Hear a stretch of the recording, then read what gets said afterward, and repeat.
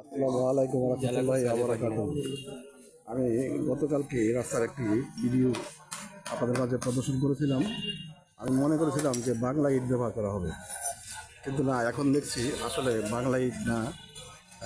এইগুলি খুবই সুন্দর। এভাবে করলে রাস্তাটা খুবই সুন্দর হবে। আমি চেয়ারম্যান এবং সংশ্লিষ্ট মেম্বারকে শুভেচ্ছা এবং অভিনন্দন জানাচ্ছি। আসলে এই রাস্তাটা চমৎকার হবে। যদিও আমি বয়স্ক, আমার জন্য একটু সমস্যা হবে।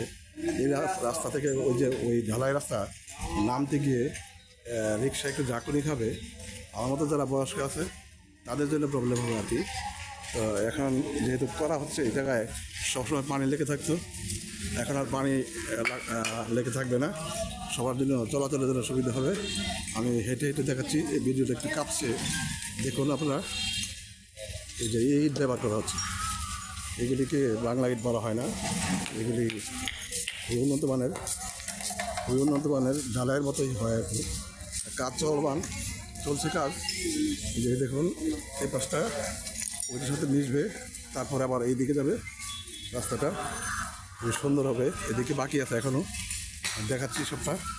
এই জায়গায় অল্প কিছু বৃষ্টি হলেই প্রায় হাঁটু সমান পানি লেগে থাকে। দেখেন রাস্তাটা সবটুকু দেখেন। তো এখন কাজটা শেষ হলে আসলেই সবার জন্য সুবিধা হবে। আমি সংশ্লিষ্ট চেয়ারম্যান এবং মেম্বারকে এবং সংশ্লিষ্ট কর্তৃপক্ষকে শুভেচ্ছা এবং অভিনন্দন, ধন্যবাদ।